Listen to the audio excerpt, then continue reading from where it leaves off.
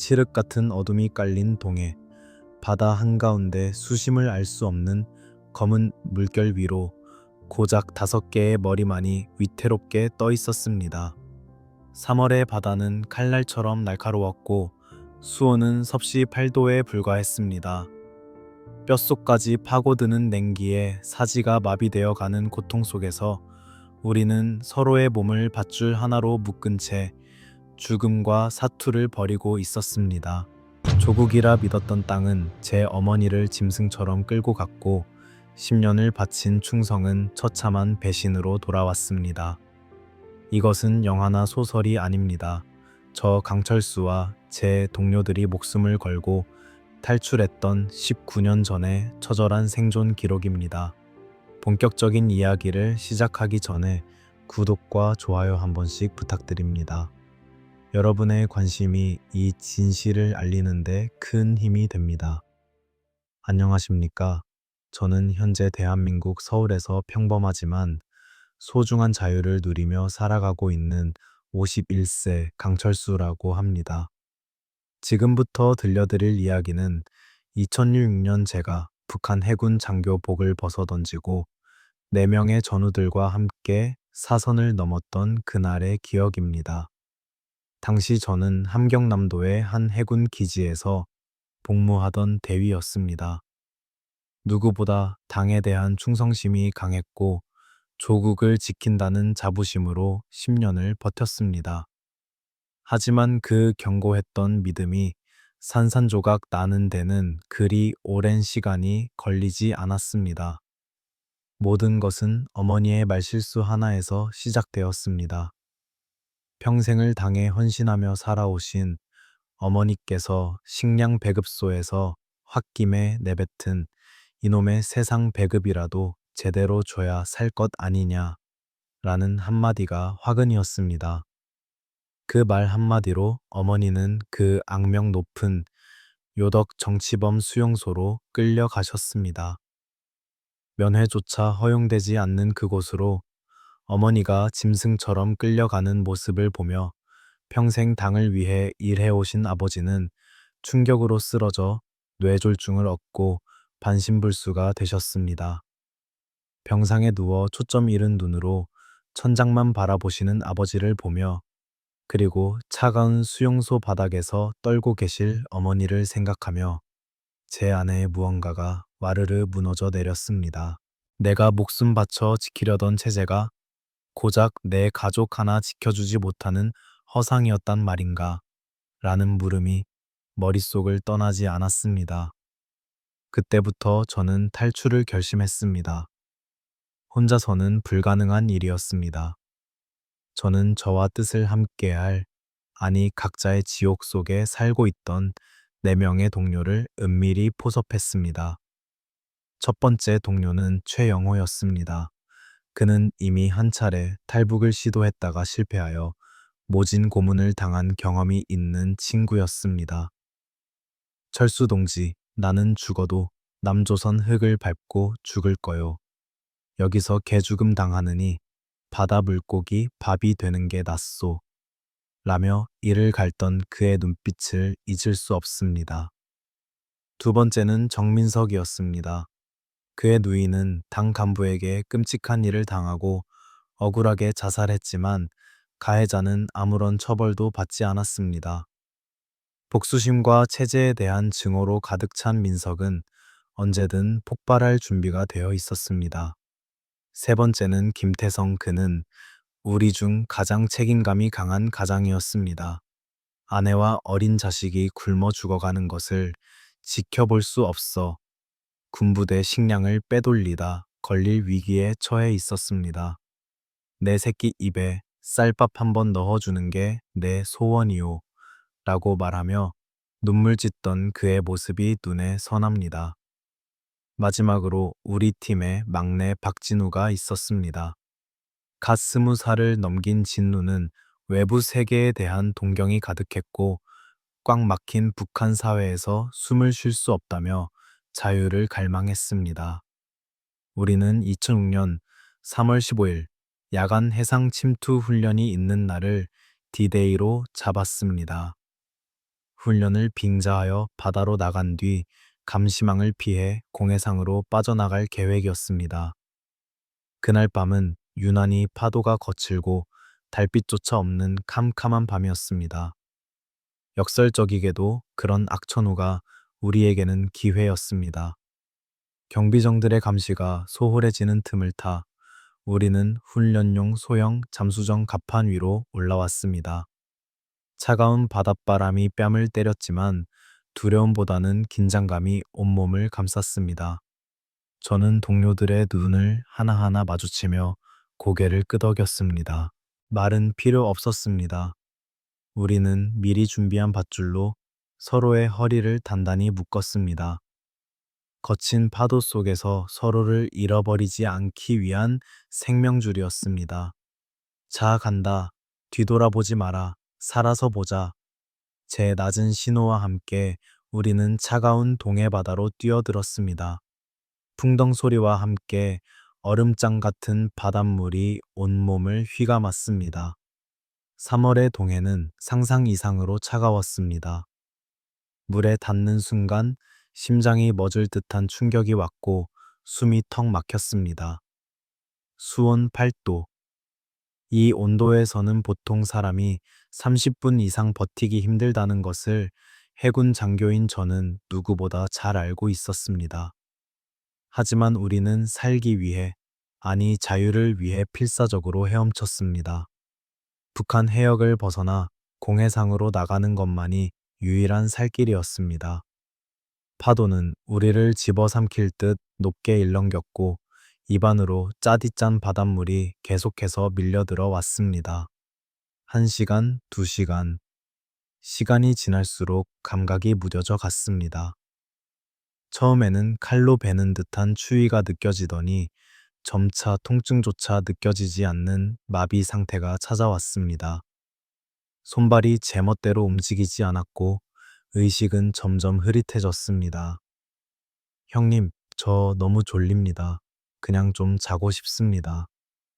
막내 진우가 밧줄을 통해 힘겨운 목소리를 전해왔습니다. 저천증의 전조 증상이었습니다. 저는 밧줄을 거칠게 잡아당기며 소리쳤습니다. 진우야, 정신 차려. 여기서 잠들면 끝이야. 어머니 생각 안 나. 따뜻한 밥 먹고 싶다며. 제 고함에 진우가 간신히 고개를 들었습니다. 옆에 있던 태성도 거들었습니다. 진우야, 형이 꼭 쌀밥 먹여준다고 했잖아. 조금만 더 버텨. 우리는 그렇게 서로를 깨우고 격려하며 칠흑 같은 바다를 헤쳐나갔습니다. 5시간이 지났을 무렵 우리는 한계에 도달했습니다. 몸은 청은망은 무거워졌고 체력은 바닥났습니다. 저 역시 눈앞이 깜빡거리며 환각이 보이기 시작했습니다. 따뜻한 온돌방 아랫목이 아른거렸고 어머니가 끓여주시던 된장찌개 냄새가 나는 듯 했습니다. 이대로 물속으로 가라앉으면 편안해질 것 같은 유혹이 저를 덮쳤습니다. 그때였습니다. 영호가 다급하게 제 팔을 잡았습니다. 철수 형님, 저기 빛이 보입니다. 그의 목소리에 번쩍 정신이 들었습니다. 고개를 들어보니 저 멀리 희미한 불빛 하나가 흔들리고 있었습니다. 배였습니다. 어선인지 경비정인지 알 수 없었지만 바다 한가운데서 만난 불빛은 우리에게 유일한 희망이었습니다. 하지만 동시에 가장 큰 공포이기도 했습니다. 만약 저 배가 북한 해군 경비정이라면 우리는 그 즉시 사살되거나 끌려가 끔찍한 고문을 당할 것이 뻔했기 때문입니다. 우리는 밧줄을 잡고 잠시 멈춰 섰습니다. 살기 위해 저 배에 구조 신호를 보내야 할지 아니면 어둠 속에 숨어 지나가길 기다려야 할지 결정해야 했습니다. 하지만 우리에게는 선택지가 없었습니다. 이대로 있다가는 저천증으로 모두 죽을 것이 분명했습니다. 도박이다. 가자. 제가 결단을 내렸습니다. 우리는 젖먹던 힘까지 짜내어 불빛을 향해 헤엄쳤습니다. 가까워질수록 배의 윤곽이 드러났습니다. 다행히 군함은 아니었고 낡은 오징어잡이 어선으로 보였습니다. 하지만 안심할 수는 없었습니다. 북한 국적의 어선이라면 선원들이 우리를 신고할 수도 있었기 때문입니다. 배가 가까워지자 우리는 목이 터져라 소리쳤습니다. 살려주세요, 사람 살려. 거친 파도 소리에 묻혀 목소리가 닿을지 알 수 없었지만 우리는 절규하듯 외쳤습니다. 마침내 배 위에서 누군가 랜턴을 비췄습니다. 강렬한 빛이 우리를 비추자 눈을 뜰 수가 없었습니다. 누구요? 귀신이요, 사람이요? 걸걸한 목소리가 들려왔습니다. 북한 사투리였습니다. 북한 어선이 확실했습니다. 순간 절망감이 스쳐 지나갔습니다. 하지만 이제 와서 도망칠 곳도 없었습니다. 우리는, 우리는 훈련 중 조난당한 군인들이요. 제발 좀 올려주시오. 저는 급히 거짓말을 둘러댔습니다. 일단 배에 올라타야만 살 수 있었습니다. 갑판 위에서 밧줄이 내려왔고 우리는 덜덜 떨리는 손으로 밧줄을 잡고 하나둘씩 끌어올려졌습니다. 갑판에 쓰러지듯 눕자 비린 생선 냄새와 함께 매서운 바람이 다시금 느껴졌습니다. 8시간의 사투 끝에 물 밖으로 나온 것입니다. 우리를 내려다보는 선장은 험상궂게 생긴 중년 남성이었습니다. 그 뒤로 서너 명의 선원이 몽둥이와 갈고리를 들고 경계심 가득한 눈빛으로 우리를 노려보고 있었습니다. 군복을 입은 우리를 보며 선장의 눈이 가늘어졌습니다.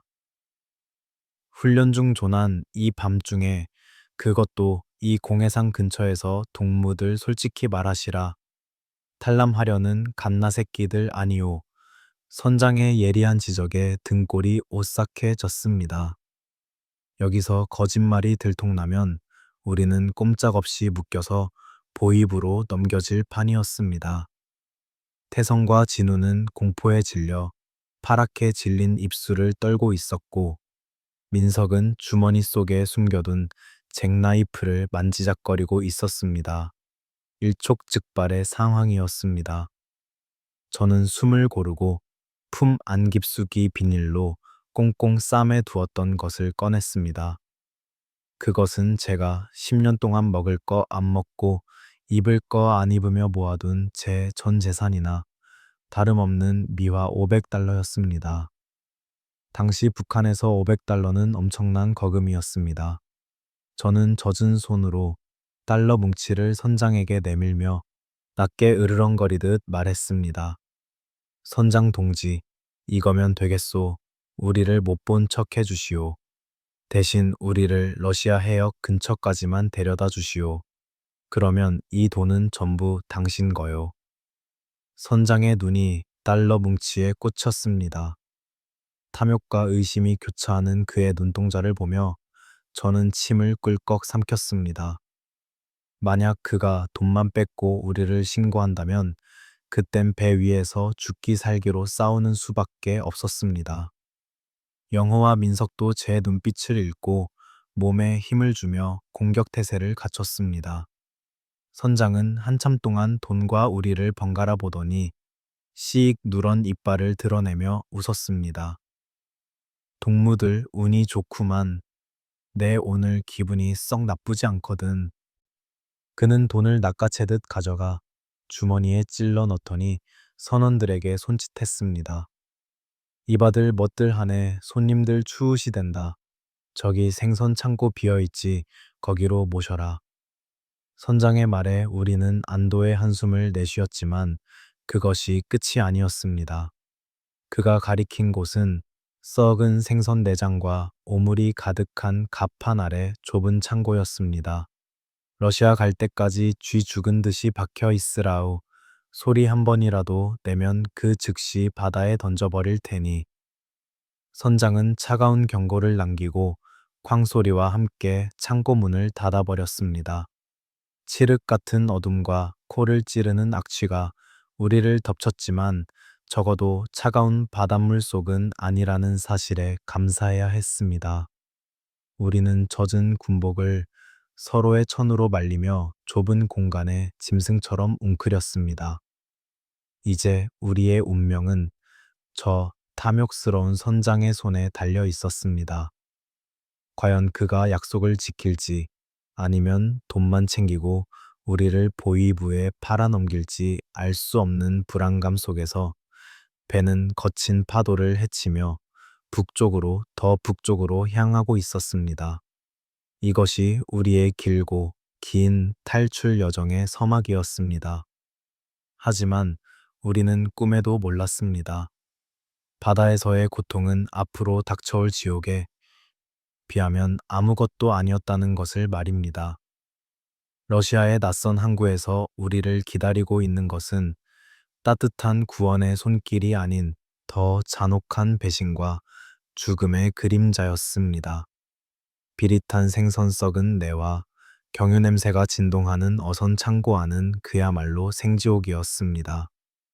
칠흑 같은 어둠 속에서 배가 파도에 출렁일 때마다 우리는 짐짝처럼 이리저리 굴러다녔고 위상까지 토해낸 텅 빈 속은 끊어질 듯 아파왔습니다.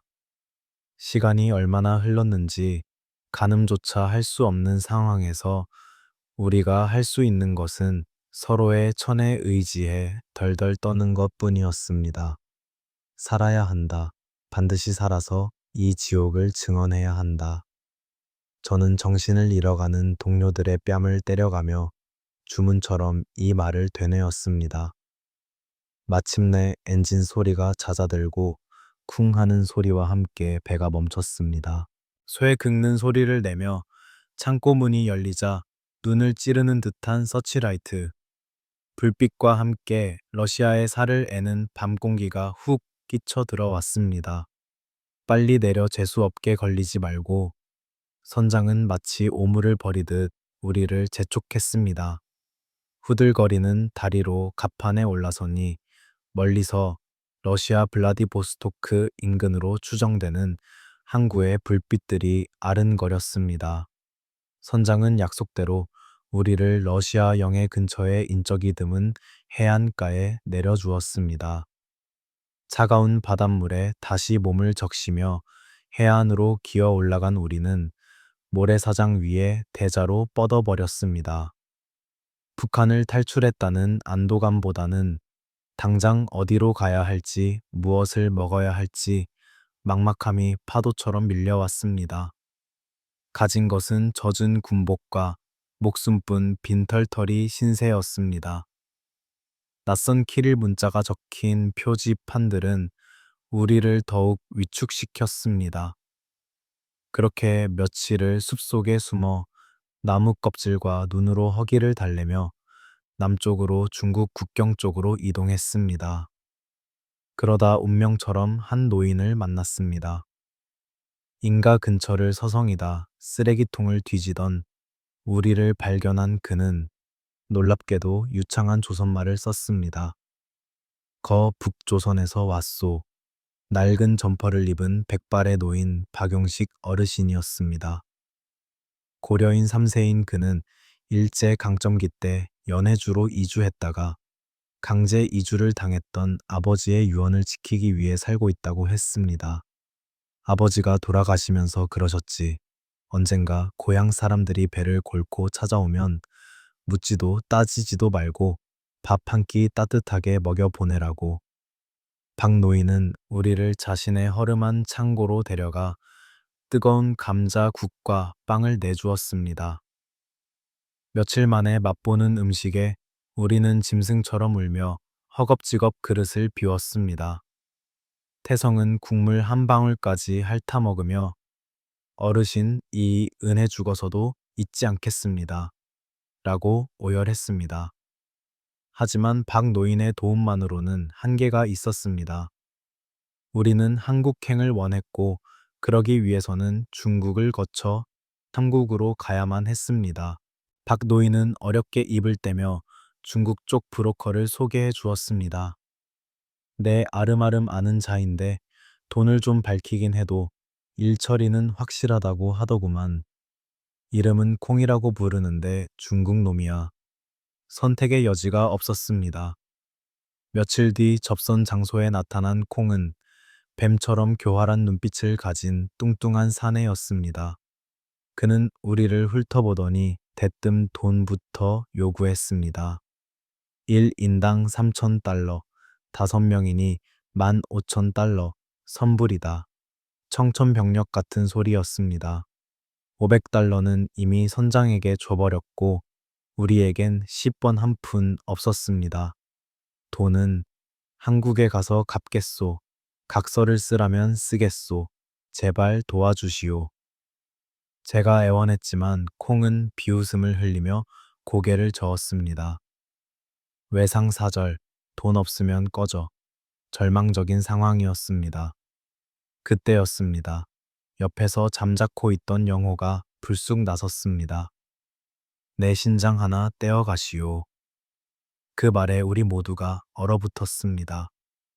영호는 퀭한 눈으로 콩을 노려보며 셔츠를 걷어 올렸습니다. 건강하오. 군에서 단련된 몸이니 쓸만할 거요.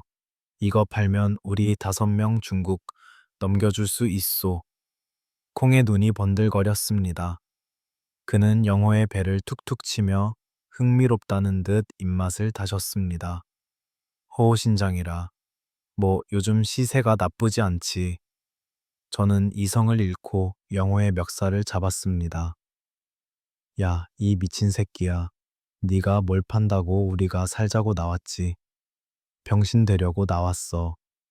제 고함에 영호는 슬픈 눈으로 저를 쳐다봤습니다. 철수 형님 방법이 없잖아요. 나 하나 병신 돼서 형님들 살릴 수 있으면 남는 장사 아닙니까? 나 어차피 고문 후유증으로 몸도 성치 않아요. 민석과 태성 막내, 진우까지 달려들어 영호를 말렸습니다. 형 안 돼요. 차라리 우리가 가서 앵벌이라도 할게요. 우리는 서로를 부둥켜 안고 통곡했습니다. 그 처절한 모습을 지켜보던 콩이 혀를 차며 말했습니다. 거참 심파극이 따로 없구만. 알았어, 알았다고. 일단 중국으로 넘어가서 이야기하자고. 내 물건 값은 확실히 쳐줄 테니. 그는 뜻밖에도 외상을 허용해 주는 듯했습니다. 하지만 그것이 덫이라는 것을 그때는 알지 못했습니다. 우리는 콩이 준비한 승합차 짐칸에 짐짝처럼 실려 국경을 넘었습니다. 러시아와 중국의 국경지대는 삼엄했지만 콩은 미리 손을 써둔 것인지 검문소들을 무사히 통과했습니다. 차가 달리는 동안 영호는 제 손을 꼭 잡고 말했습니다. 형님, 만약 무슨 일 생기면 뒤도 돌아보고 말고 뛰십시오. 저는 이미 한 번 죽다 살아난 놈입니다. 불길한 소리를 하는 그를 나무랐지만 가슴 한구석이 서늘해지는 건 어쩔 수 없었습니다. 몇 시간을 달렸을까 차가 멈춘 곳은 중국 지린성의 외진 폐공장 앞이었습니다. 다 왔다. 내려라. 콩의 말에 우리는 안도의 한숨을 내쉬며 차에서 내렸습니다. 그러나 차에서 내리자마자 우리를 맞이한 것은 자유가 아닌 시끄러운 사이렌 소리와 눈부신 서치라이트였습니다. 꼼짝마 공안이다. 폐공장 주변에 매복해 있던 중국 공안들이 몽둥이와 테이저건을 들고 우리를 포위해 왔습니다. 함정이었습니다. 콩은 비열한 웃음을 지으며 공안 쪽으로 걸어갔습니다. 어이 대장 약속한 돈은 준비됐겠지. 싱싱한 놈들로 5이나 데려왔다고. 그는 우리를 팔아넘기고 현상금을 챙길 속셈이었던 것입니다. 이 개만도 못한 새끼. 민석이 품에서 잭나이프를 꺼내려 했지만 이미 공안들이 들이닥쳐 우리를 제압하기 시작했습니다. 곤봉이 날라들고 태성과 진우가 비명을 지르며 바닥에 쓰러졌습니다. 저 역시 공안 2명에게 팔이 꺾인 채 바닥에 처박혔습니다. 눈앞이 캄캄했습니다. 여기서 잡히면 북송입니다. 북송되면 공개 처형이거나 정치범 수용소행입니다. 어머니와 아버지를 두고 온 제가 이렇게 허무하게 끝날 수는 없었습니다. 그때였습니다. 철수 형님 피하십시오. 고막을 찢는 듯한 고함과 함께 제 앞당에 있던 영호가 초인적인 힘으로 일어났습니다. 그는 자신을 붙잡고 있던 공안의 귀를 물어뜯고 순식간에 품에서 날카로운 쇠꼬챙이를 꺼내 들었습니다. 어디서 구했는지 모를 끝이 뾰족하게 갈린 숟가락이었습니다. 영호는 망설임 없이 자신을 가로막는 공안에 허벅지를 찌르고 곧장 콩을 향해 돌진했습니다. 이 배신자 새끼 죽어라. 영호의 기습에 당황한 공안들이 주춤하는 사이 영호는 콩의 어깨를 찌르고 그를 방패막이 삼아 우리 쪽으로 길을 텄습니다. 붉은 피가 솟구치고 비명이 난무하는 아수라장이 되었습니다. 형님, 애들 데리고 빨리 튀어요. 어서. 영호는 피투성이가 된 채로 소리쳤습니다. 그의 눈은 이미 제정신이 아니었습니다. 살기 위한 광기, 아니 동료를 살리기 위한 처절한 희생이 그 눈에 서려 있었습니다.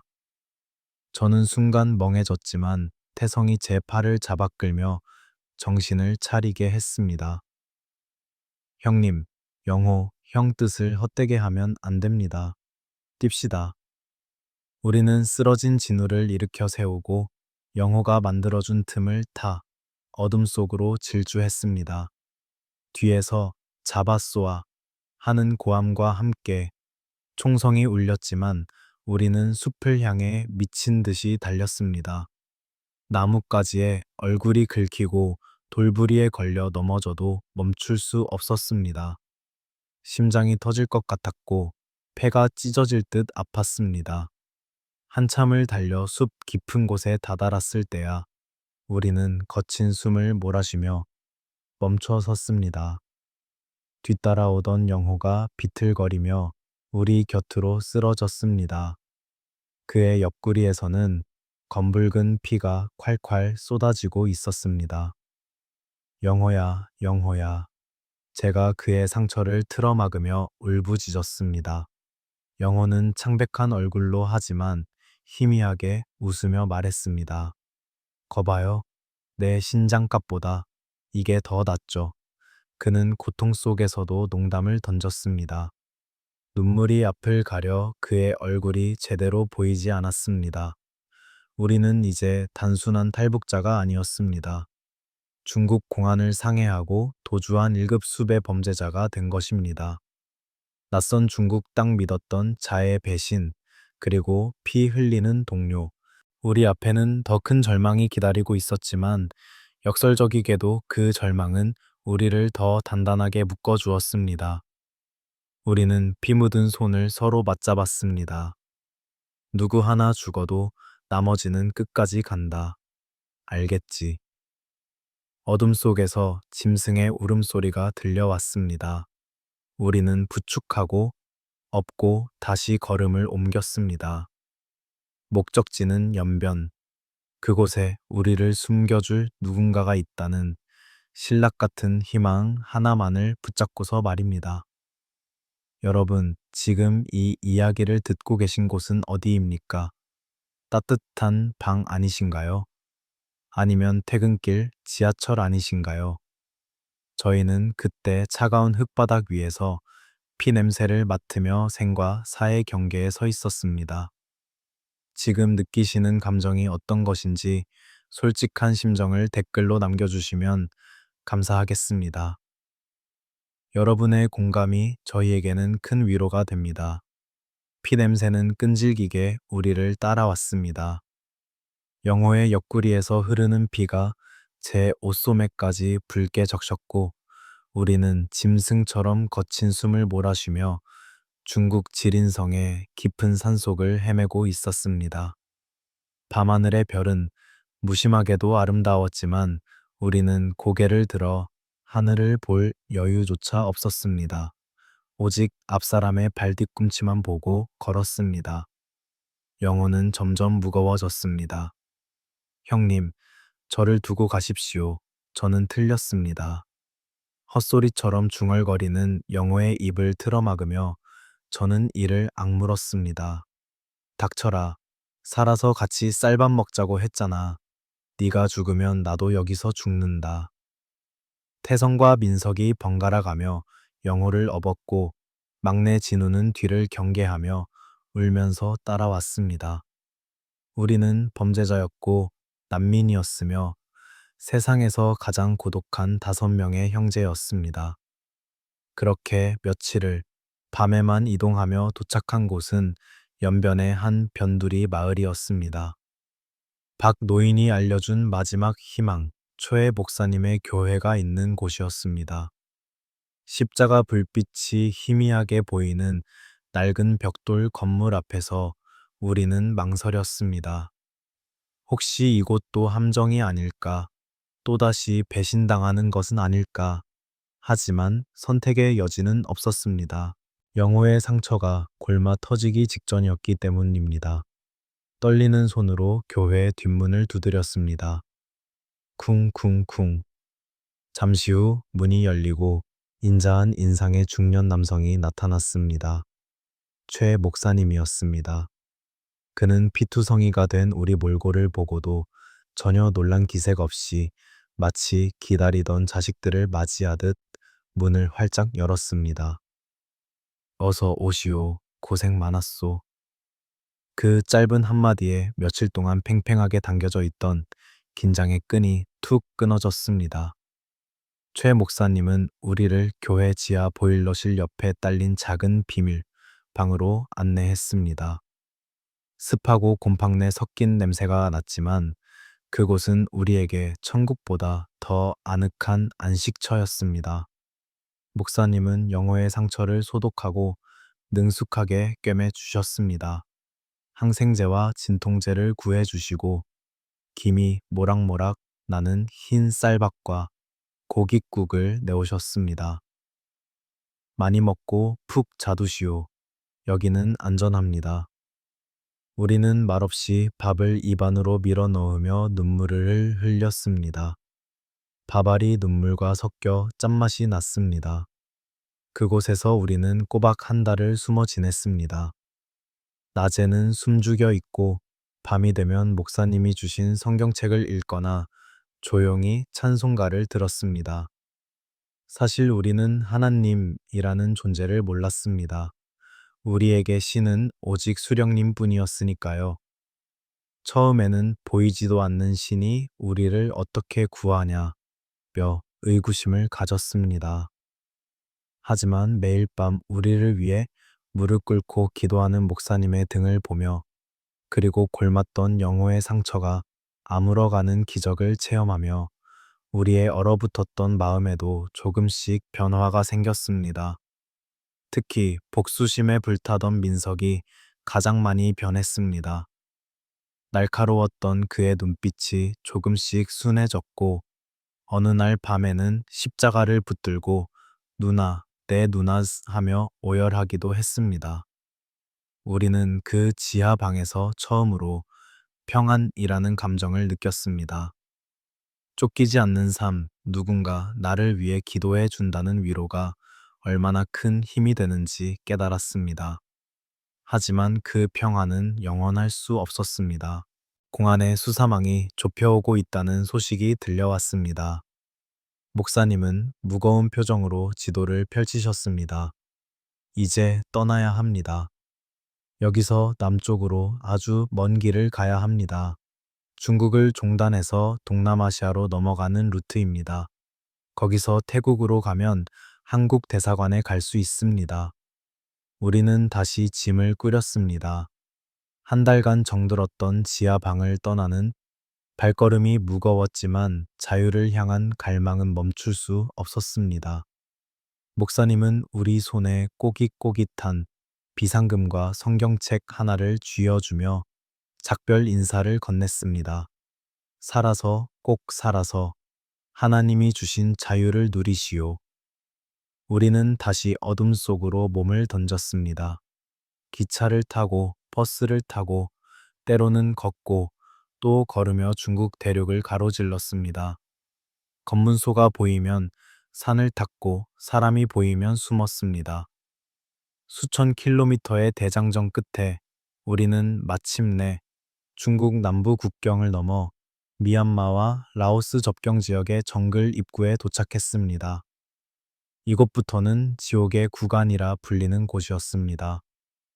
길도 없는 열대우림을 뚫고 가야 했기 때문입니다. 새로운 안내원, 일명 가이드가 우리를 기다리고 있었습니다. 그는 눈매가 매섭고 돈밖에 모르는 냉혈한이었습니다. 뒤처지면 버리고 갑니다. 내 알바 아니요. 그는 차갑게 쏘아붙이고는 앞장섰습니다. 정글은 상상 이상으로 가혹했습니다. 습도는 숨이 막힐 듯 높았고 이름 모를 벌레들이 살을 파고들었습니다. 북한의 추위와는 또 다른 종류의 고통이었습니다. 며칠을 걷자 체력은 바닥을 드러냈습니다. 그때 우리 중 가장 강단이 있던 민석에게 문제가 생겼습니다. 처음에는 단순한 감기인 줄 알았습니다. 하지만 기침 소리가 점점 깊어지더니 급기야 피 섞인 가래를 토해내기 시작했습니다. 급성 폐렴이었습니다. 열이 불덩이처럼 끓어올랐고 민석은 제 발로 걷지 못할 정도로 쇠약해졌습니다. 형님, 죄송해요. 다리가 안 움직여요. 민석이 쓰러지듯 주저앉았습니다. 그의 숨소리는 쇳소리처럼 거칠었습니다. 가이드가 멈춰서서 혀를 찼습니다. 거봐, 이럴 줄 알았어. 이봐요, 저 친구는 여기 두고 갑시다. 저 상태로는 국경 못 넘어요. 우리까지 다 죽일 셈이요. 가이드의 말에 제 머릿속에서 무언가가 툭 끊어졌습니다. 민석은 제 친동생이나 다름없는 녀석이었습니다. 누나의 억울한 죽음을 가슴에 품고 그 한을 풀기 위해 여기까지 온 녀석이었습니다. 저는 가이드의 멱살을 잡고 나무에 밀어붙였습니다. 이보시오, 돈 받았으면 끝까지 데려다 주는 게 당신 임무 아니오. 한 번만 더 두고 가자는 소리 했다간 내 손에 죽을 줄 아시오. 제 살기 어린 눈빛에 가이드는 움찔하며 한 발 물러섰습니다. 아, 알았소. 거참 성질 한 번 더럽네. 대신 늦어지는 건 내 책임 아니오. 저는 뒤돌아 동료들을 보며 소리쳤습니다. 민석이 업어 돌아가면서 엎는다. 우리가 누구냐? 북조선 해군이다. 이깟 정글에 질 것 같으냐? 태성이 제일 먼저 등을 내밀었습니다. 민석아 엎혀라. 형 등 넓다. 우리는 번갈아 가며 민석을 업고 정글을 헤쳐나갔습니다. 한 걸음 한 걸음이 청은망은이었습니다. 발이 진흙에 푹푹 빠지고 가시덤불이 옷을 찢었습니다. 민석의 뜨거운 천이 등 뒤로 느껴질 때마다 우리는 이를 악물고 버텼습니다.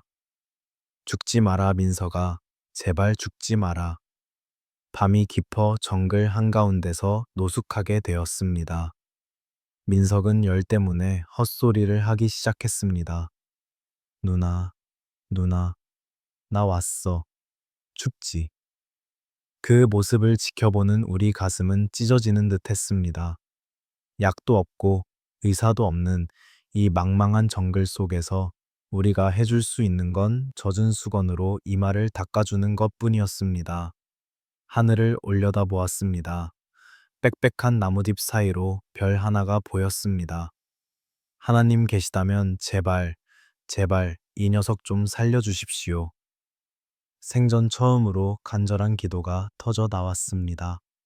하지만 정글의 밤은 잔인할 만큼 고요했고 어디선가 불길한 짐승 울음소리만이 들려왔습니다.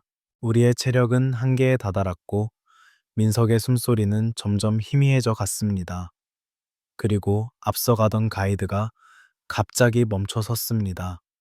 쉿, 조용히 해, 뭔가 있어.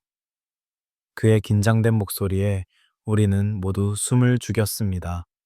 어둠 속에서 부스럭거리는 소리가 들렸습니다. 짐승일까? 아니면 국경 수비대일까? 아니면 또 다른 무장 강도일까? 심장이 터질 듯 요동쳤습니다. 민석을 업고 있던 제 등에는 식은 땀이 흘러내렸습니다. 우리는 본능적으로 서로의 몸을 밀착시키며 방어 태세를 갖췄습니다. 이것이 끝이 아니길, 제발 여기서 끝이 아니길 빌고 또 빌었습니다. 여러분, 지금 이 숨 막히는 순간을 어디서 듣고 계십니까? 그리고 어떤 감정이 드시는지요? 저는 그때의 공포와 절박함이 아직도 생생합니다. 여러분이 계신 곳과 지금 느끼시는 솔직한 심정을 댓글로 남겨주시면 정말 감사하겠습니다. 저는 여러분의 댓글을 하나하나 읽으며 그때의 저를 위로하고 싶습니다. 엎드려 가이드의 외침보다 총성이 먼저였습니다. 타탕타타탕. 칠흑 같은 어둠 속에서 붉은 불꽃이 번쩍였고 나무집들이 비명처럼 찢겨 나갔습니다. 미얀마 국경을 목전에 둔 무장 반군들이 출몰한다는 그 죽음의 지대였습니다. 우리는 본능적으로 바닥에 몸을 던졌습니다. 등 뒤에 엎여 있던 아픈 민석이를 감싸 안으며 흙바닥을 굴렀습니다. 심장이 터질 듯 요동쳤고 머릿속은 하얗게 질렸습니다. 북한군 장교 출신인 저였지만 보이지 않는 적에게 그것도 무기도 없이 당하는 기습은 공포 그 자체였습니다. 돈 내놔, 짐 버리고 꺼져. 어눌한 억양의 고함과 함께 총탄이 우리 머리 위를 스치고 지나갔습니다. 놈들은 우리의 목숨보다 배낭 속에 있을지도 모를 돈을 노리는 산적대 같았습니다. 가이드는 이미 쥐새끼처럼 덤불 속으로 사라진 뒤였습니다. 우리는 도간에 든 쥐 신세였습니다. 형님 저쪽입니다. 3시 방향. 영호가 소리치며 돌을 집어 던졌습니다. 하지만 돌멩이로 총을 든 자들을 이길 수는 없었습니다. 그때였습니다. 우리 중 가장 맏형이자 굶어 죽은 처자식을 가슴에 묻고 살았던 태성 형님이 벌떡 일어났습니다. 내가 시선을 끌 테니 너희는 민석이 데리고 푸시 방향 계곡으로 뛰어. 어서. 형님은 손을 휘저으며 미친 듯이 소리를 질렀습니다. 야, 이 짐승 같은 놈들아, 나 여기 있다. 형님은 자신의 몸을 표적 삼아 적들이 있는 쪽으로 내달렸습니다. 형님 안 됩니다. 제가 손을 뻗었지만 형님은 이미 어둠 속으로 뛰쳐나간 뒤였습니다. 놈들의 총구는 자연스레 소리가 나는 쪽으로 향했습니다. 집중 사격이 시작되었습니다. 콩 볶는 듯한 총소리와 함께 둔탁한 타격음이 들려왔습니다. 짧은 신음과 함께 태성 형님의 거대한 몸집이 털썩 쓰러지는 실루엣이 보였습니다. 그 찰나의 순간 적들이 형님에게 정신이 팔린 사이 우리는 이를 악물고 반대편 수풀로 몸을 날렸습니다. 민석이를 둘러엎고 가시덤불이 살을 찢든 말든 미친 듯이 기어서 계곡 아래로 내려갔습니다. 얼마나 지났을까 총소리가 멎고 적들의 발소리가 멀어졌습니다. 놈들은 쓰러진 형님에게서 털어갈 것이 없다는 걸 확인하고 사라진 듯 했습니다. 정적은 총성보다 더 무서웠습니다. 우리는 피투성이가 된 채 다시 위쪽으로 기어 올라갔습니다. 제발, 제발 살아만 있어 달라고 빌며 형님이 쓰러진 곳을 찾았습니다. 달빛이 구름 사이로 비쳤을 때 우리는 넋을 잃고 말았습니다. 태성 형님은 커다란 나무 밑동에 기대어 앉아 있었습니다. 복부와 가슴에서는 검붉은 피가 콸콸 쏟아져 나와 흙바닥을 적시고 있었습니다. 형님, 형님 정신 차리세요. 제가 형님의 뺨을 때리며 울부짖었습니다. 영호는 입고 있던 옷을 찢어 상처를 막으려 했지만 피는 멈추지 않았습니다. 이미 치명상이었습니다. 형님은 가쁜 숨을 몰아쉬며 희미하게 눈을 떴습니다. 고통으로 일그러진 얼굴이었지만 우리를 보는 눈빛만은 평온했습니다. 철수야, 영호야, 민석이, 살았니? 죽어가면서도 아픈 동생을 먼저 챙기는 그 목소리에 우리는 억장이 무너졌습니다. 네, 형님. 다 살았어요. 형님 덕분에 살았어요. 그러니까 형님도 제발. 목이 메어 말이 나오지 않았습니다. 형님은 피 묻은 손을 들어 제 손을 꼭 잡았습니다. 그 악력은 이미 너무나 약해져 있었습니다. 철수야, 나 이제 괜찮다. 형님은 쿨럭거리며 피를 토해냈지만 입가에는 옅은 미소가 번졌습니다. 나, 우리 마누라랑 우리 새끼 보러 간다. 그동안 꿈에서라도 밥 한 끼 배불리 못 먹여서 그게 천추의 한이었는데 이제 가서 쌀밥 지어줘야지. 형님의 눈동자가 밤하늘을 향했습니다. 나무집 사이로 쏟아지는 별들을 바라보며 형님은 중얼거렸습니다. 아, 곱다. 꼭 우리 딸내미 눈동자 같네. 여보, 나 이제 가. 조금만 기다려.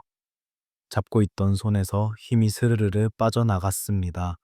태성 형님의 고개가 힘없이 떨구어졌습니다. 90이 넘은 나이 평생을 가족을 위해 헌신하고도 지키지 못했다는 죄책감에 시달리던 그 가장은 동생들을 살리고 나서야 비로소 평안을 얻었습니다. 민석이가 땅을 치며 오열했습니다.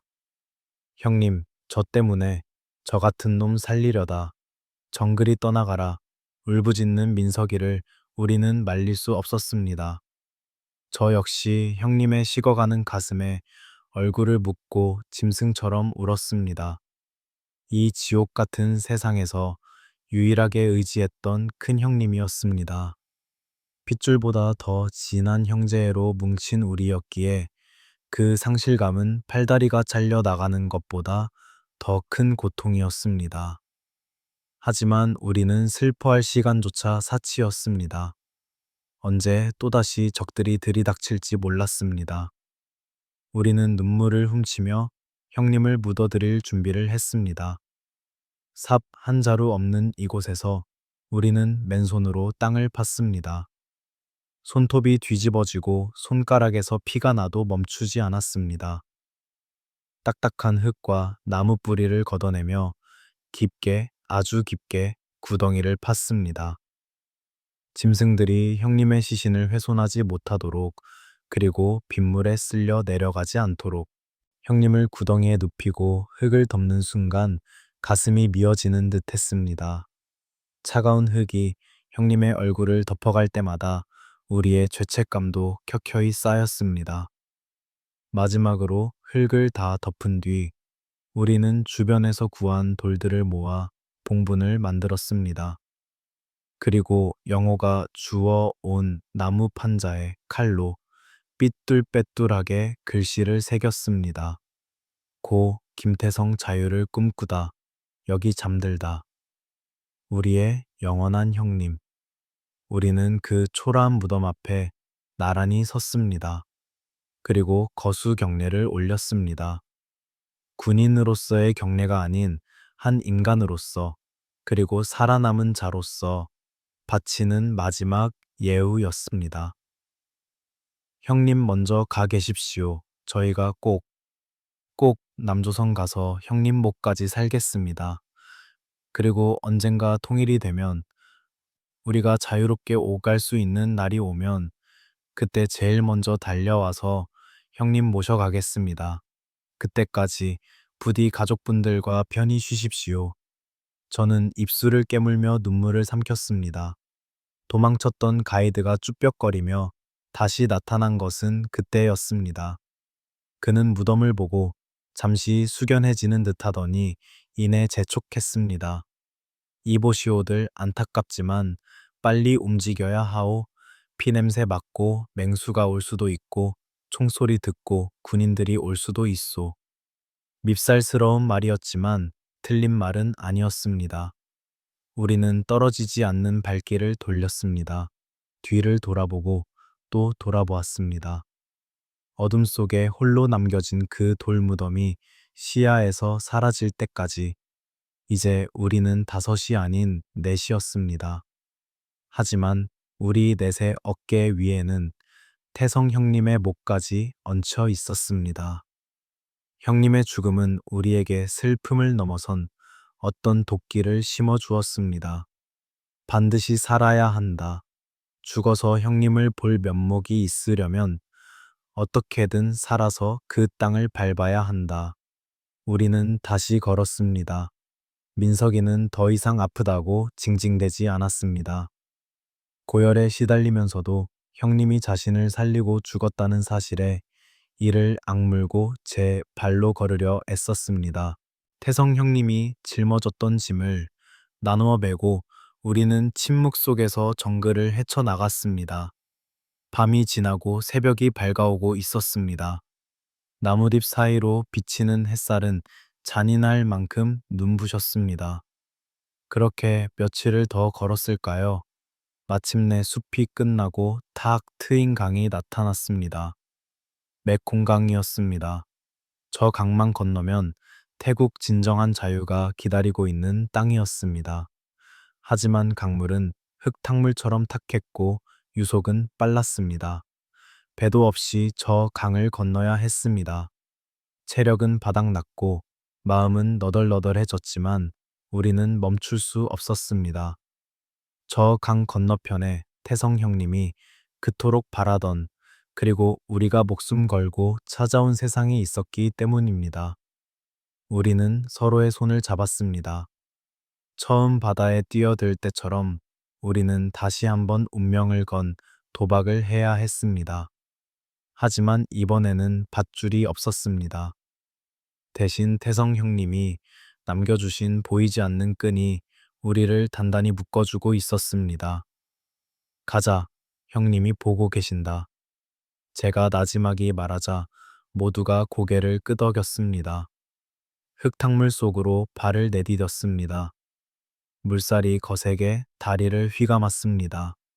마치 우리를 다시 저 지옥 같은 정글로 끌고 들어가려는 듯 했습니다. 하지만 우리는 물러서지 않았습니다. 한 발 한 발, 자유를 향한 그리고 약속을 지키기 위한 마지막 사투가 시작되었습니다. 누런 황토물이 소용돌이치는 메콩강은 마치 거대한 뱀처럼 국경을 가로지르고 있었습니다. 강폭은 생각보다 넓었고 유속은 빨랐습니다. 우리는 강가 수풀에 숨어 숨을 골랐습니다. 저 강만 건너면 태국, 즉 자유의 땅이었습니다. 하지만 동시에 이 강은 수많은 탈북자가 익사하거나 악어에게 희생당한 죽음의 강이기도 했습니다.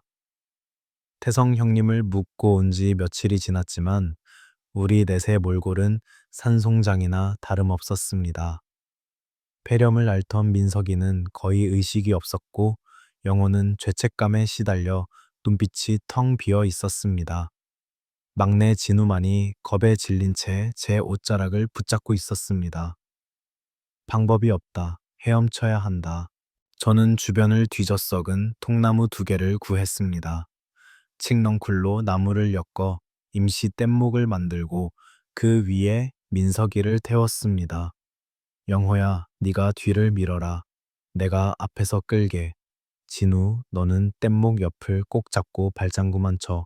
절대 놓치면 안 된다. 제 말에 영호가 기계적으로 고개를 끄덕였습니다.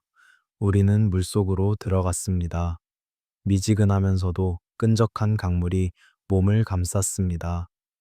강 한가운데로 갈수록 물살이 거세졌습니다. 소용돌이가 우리를 삼키려 들었고 체력이 바닥난 팔다리는 청은망은 무거웠습니다. 으윽, 민석이가 고통스러운 신음을 흘렸습니다. 뗏목이 휘청거렸습니다. 꽉 잡아 버텨야 해. 제가 소리치며 죽을 힘을 다해 뗏목을 끌었습니다. 숨이 턱까지 차오르고 배가 터질 것 같았지만 태성 형님의 마지막 모습이 뇌리에서 떠나지 않았습니다. 철수야, 동생들 부탁한다.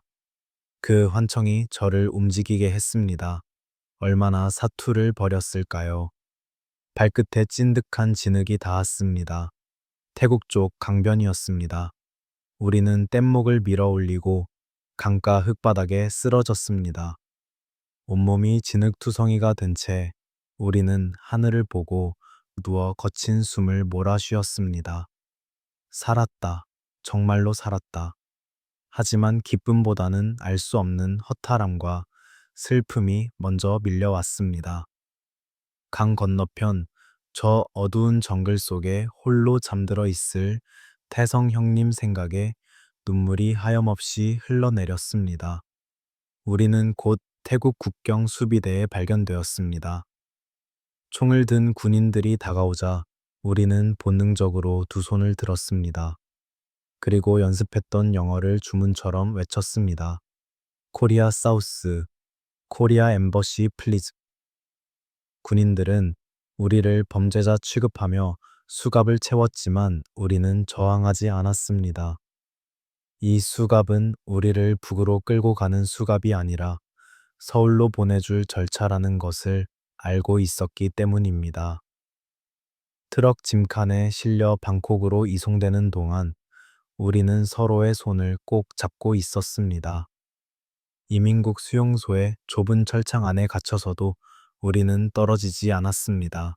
며칠 뒤 드디어 한국 대사관 직원이 우리를 찾아왔습니다. 말끔한 정장을 입은 그가 한국말로 고생 많으셨습니다. 대한민국 영사입니다. 라고 말하는 순간 억눌러 왔던 감정이 댐 터지듯 폭발했습니다. 대사관 버스를 타고 이동하여 마침내 대사관 정문에 들어섰을 때 건물 꼭대기에 펄럭이는 태극기가 보였습니다. 북한에서 평생 인공기만 보고 살았던 우리에게 그 태극기의 건공함리는 너무나 낯설면서도 눈물겹게 아름다웠습니다. 민석이가 불편한 몸을 이끌고 비틀거리며 태극기를 향해 걸어갔습니다. 그리고 그 앞에 무릎을 꿇고 엎드려 통곡했습니다. 누나, 나 왔어. 나 드디어 대한민국에 왔어. 우리 모두는 서로를 부둥켜 안고 짐승처럼 울부짖었습니다. 그 울음은 기쁨의 눈물이라기보다는 여기까지 오기 위해 치러야 했던 그 참혹한 대가에 대한 피의 절규였습니다. 대사관 안에서의 생활은 천국과 같았습니다. 깨끗한 옷, 따뜻한 밥, 그리고 안전. 하지만 몸이 편해지자 마음의 병이 도지기 시작했습니다. 특히 영어가 문제였습니다. 중국에서 공안과 싸우고 브로커를 찌른 일, 그리고 태성 형님이 자신 때문에 죽었다는 생각에 그는 심각한 외상 후 스트레스 장애와 우울증을 앓기 시작했습니다. 밥을 거부하고 구석에 웅크려 앉아 자신의 손만 바라보았습니다. 형님, 제 손에 피가 안 지워집니다. 제가 사람을 찔렀습니다. 태성 형님도 저 살리려다. 어느 날 밤 영호가 깨진 유리 조각을 들고 화장실에 있는 것을 제가 발견했습니다. 저는 기겁하며 그의 손을 낚아채고 뺨을 올려 붙였습니다. 짝 이 미친 새끼야, 지금 뭐 하는 짓이야. 영호는 초점 없는 눈으로 저를 쳐다보며 중얼거렸습니다. 철수 형님, 사는 게 너무 괴롭습니다. 그냥 형님 따라가고 싶습니다. 저는 영호의 멱살을 잡고 흔들며 소리쳤습니다. 야, 박영호, 내 목숨이 내 거냐? 태성 형님이 누구 살리고 죽었는데 네가 죽으면 태성 형님 개죽음 만드는 거야. 그게 형님에 대한 의리냐? 제 호통에 영호의 눈동자가 흔들렸습니다. 저는 그를 와락 끌어안았습니다. 영호야, 우리 살자. 뻔뻔해도 살자. 태성 형님 목까지 억울하게 죽은 민석이 누이 목까지 우리가 다 안고 살아야 해. 그게 남은 자의 의무야. 여기서 죽으면 나 평생 너 안 볼 거다. 제 품에서 영호는 아이처럼 엉엉 울었습니다. 형님, 죄송해요. 너무 힘들어서, 너무 보고 싶어서. 민석이와 진우도 달려와 우리를 감싸 안았습니다. 우리는 그렇게 밤새도록 서로의 천을 나누며 무너진 마음을 다시 세웠습니다. 우리는 가족이었습니다. 피 한 방울 섞이지 않았지만 죽음의 사선을 함께 넘으며 맺어진 진짜 가족이었습니다. 2006년 7월 드디어 한국행 비행기에 올랐습니다. 인천공항이 가까워지자 창밖으로 서울의 야경이 펼쳐졌습니다. 보석을 흩뿌려 놓은 듯 반짝이는 불빛들은 평양의 암흑과는 비교조차 할 수 없었습니다. 와, 막내 진우가 창문에 얼굴을 받고 탄성을 질렀습니다. 하지만 저는 그 화려한 불빛을 보며 가슴이 먹먹해졌습니다. 저 불빛 아래서 우리가 과연 잘 살 수 있을까? 평생을 통제 속에서 살던 우리가 저 자유분방한 세상에 적응할 수 있을까? 두려움이 앞섰습니다. 비행기가 활주로에 닿고 쿵 하는 충격이 전해졌습니다. 드디어 대한민국 땅을 밟은 것입니다. 입국 심사장을 통과하고 공항 로비로 나오자 수많은 사람이 바쁘게 오가는 모습이 보였습니다. 낯선 풍경, 낯선 냄새, 낯선 활기. 우리는 서로의 손을 꼭 잡고 그 낯선 세상 속으로 첫 발을 내디뎠습니다. 우리는 곧바로 하나원으로 이동했습니다. 그곳에서 우리는 사회 정착 교육을 받았습니다. 자본주의가 무엇인지, 지하철은 어떻게 타는지, 돈은 어떻게 버는지, 심지어 말투를 고치는 법까지 배웠습니다. 모든 것이 신기하면서도 어려웠습니다. 특히 경쟁이라는 단어는 우리를 주눅들게 했습니다. 배급만 받아먹던 우리가 남들과 경쟁해서 돈을 벌어야 한다니 막막하기만 했습니다. 어느 날 저녁 영호가 제게 다가왔습니다. 그의 표정은 한결 편안해져 있었습니다. 형님, 저 결심했습니다. 무얼? 저 공부할 겁니다. 검정고시도 보고 대학도 갈 겁니다. 그래서 나중에 돈 많이 벌어서 북에 있는 우리 가족들, 그리고 태성 형님 가족들 데려올 겁니다. 그게 제가 살아야 할 이유입니다. 영호의 눈빛에서 예전의 그 도끼가 아닌 희망의 빛을 보았습니다. 민석이 역시 건강을 회복하고 있었습니다. 형, 나 몸 쓰더라도 돈 많이 주는 일 할 거야. 그래서 누나 목까지 잘 먹고 잘 살 거야. 막내 진우는 요리에 관심을 보였습니다. 형, 여기 음식 진짜 맛있어요. 나 요리사가 되고 싶어요. 동생들이 각자의 꿈을 이야기할 때마다 저는 하늘에 계신 태성 형님께 마음속으로 말을 걸었습니다. 형님 보고 계시죠? 우리 애들 이제 진짜 살아가려나 봅니다. 하나원을 수료하던 날 우리는 정장 차림으로 정문 앞에 섰습니다. 가을바람이 선선하게 불어오고 있었습니다. 이제 진짜 세상 밖으로 나가는 순간이었습니다. 보호막은 사라졌고 우리는 맨몸으로 대한민국 사회와 부딪혀야 했습니다. 차가운 시선과 편견, 그리고 자본주의의 냉혹함이 우리를 기다리고 있을지도 모릅니다. 하지만 우리는 두렵지 않았습니다. 영하 8도의 바다도 배신과 총탄이 난무하던 정글도 이겨낸 우리였습니다. 저는 동생들을 둘러보며 말했습니다. 자, 가자. 이제부터가 진짜 시작이다. 아프지 말고 죽지 말고 끈질기게 살아남는 거다. 알겠지? 네, 형님. 우렁찬 대답과 함께 우리는 파란 가을 하늘 아래로 힘차게 걸어 나갔습니다. 주머니 속에는 대한민국 주민등록증이 들어 있었고 가슴 속에는 태성 형님의 이름이 새겨져 있었습니다. 가을 우리의 두 번째 인생은 그렇게 시작되었습니다. 하지만 이야기는 여기서 끝나지 않습니다. 자유를 찾았다고 해서 모든 상처가 아물지는 않았습니다. 지난 19년 동안 우리는 대한민국 사회에서 치열하게 부딪히고 깨지며 때로는 좌절하고 때로는 환희하며 살아왔습니다. 그리고 이제 2025년 중년이 된 우리는 각자의 자리에서 어떤 모습으로 살아가고 있을까요? 그리고 아직 북한에 남겨두고 온 제가 그토록 찾아 헤매던 어머니의 소식은 어떻게 되었을까요? 2006년 가을 붉게 물든 단풍을 보며 하나원 정문을 나섰던 우리가 어느덧 강산이 두 번이나 변한다는 9년의 세월을 건너왔습니다.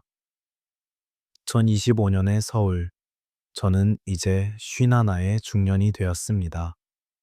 거울 속에 비친 제 얼굴에는 제법 깊은 주름이 패였고 머리카락에는 희끗희끗한 서리가 내렸습니다. 가끔은 칠흑 같던 동해 바다와 습한 정글의 기억이 전생의 일처럼 아득하게 느껴지기도 합니다. 하지만 문득문득 에어컨 바람이 조금만 차갑게 느껴져도 혹은 비릿한 생선 냄새를 맡을 때면 몸이 먼저 그날의 감각을 기억해내곤 합니다. 그때마다 저는 제 팔을 꼬집어 봅니다.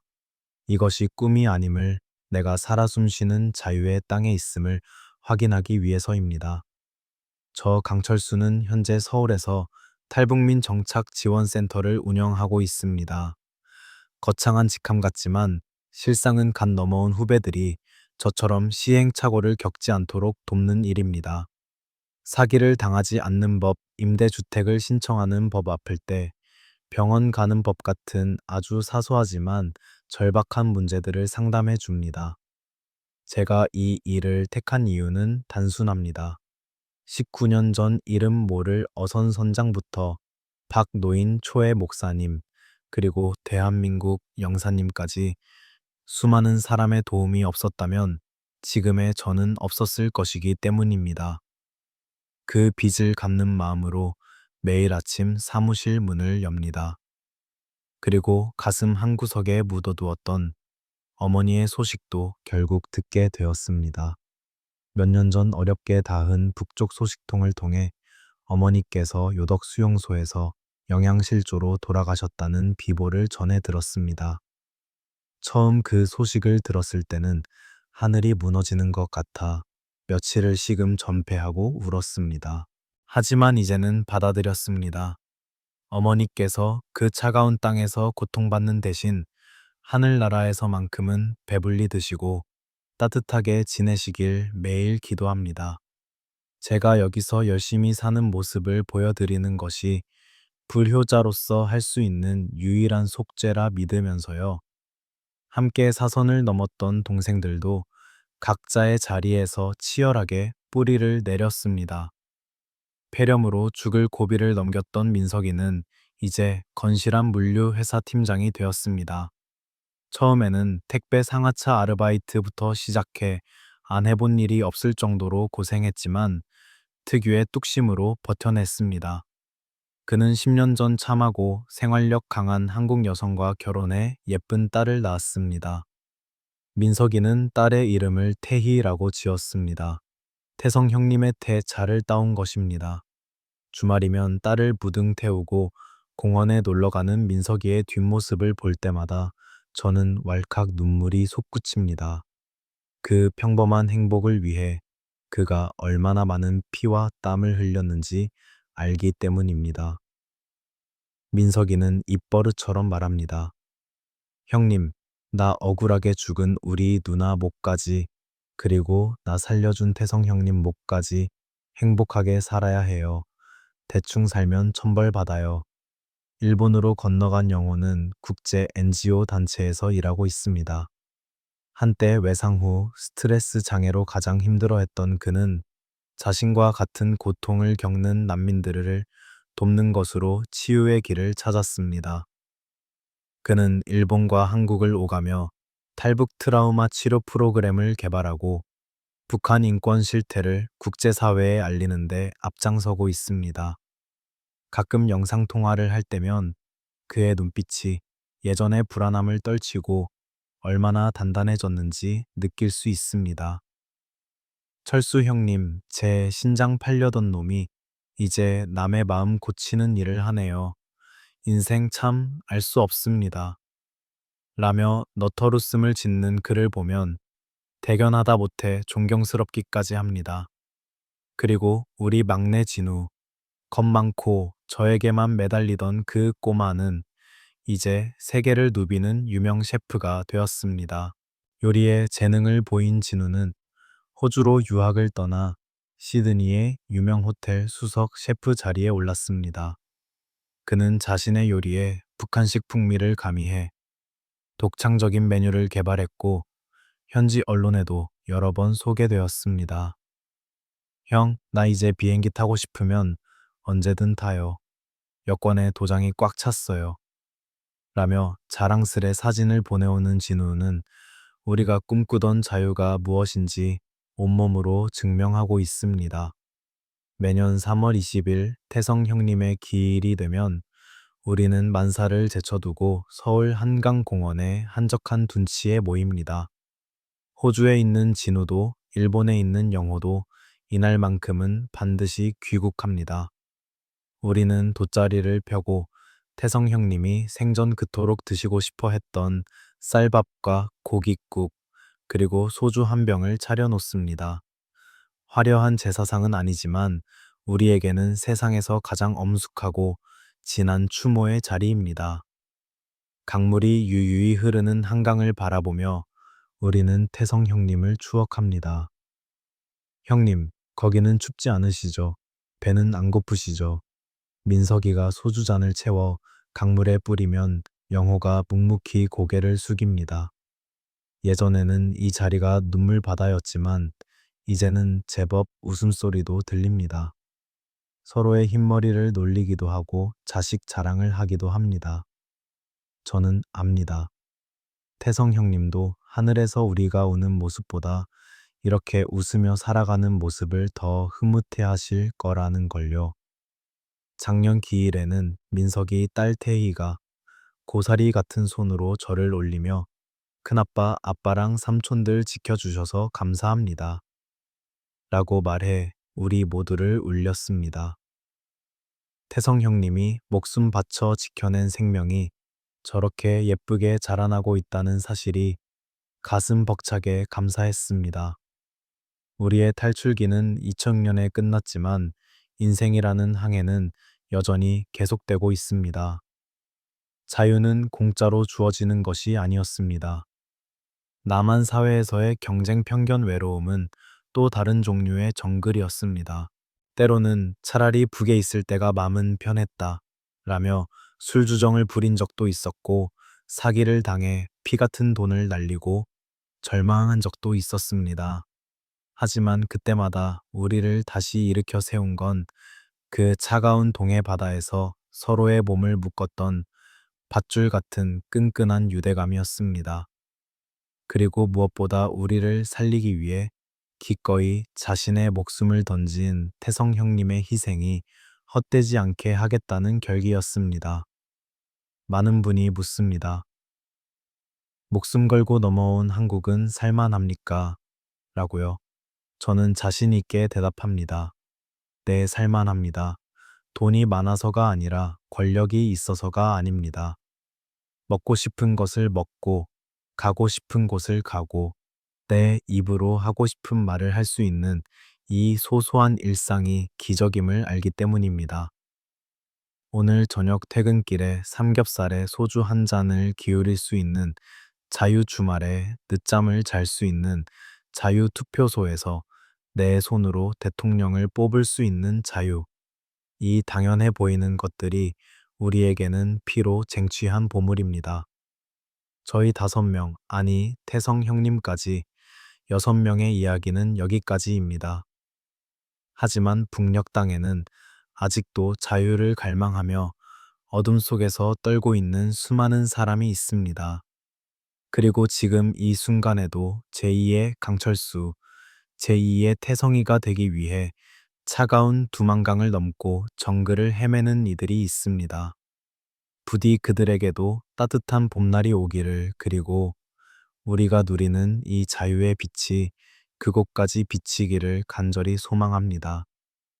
여러분 19년 전 칠흑 같은 바다 위에서 시작된 저희의 긴 이야기를 끝까지 들어주셔서 진심으로 감사합니다.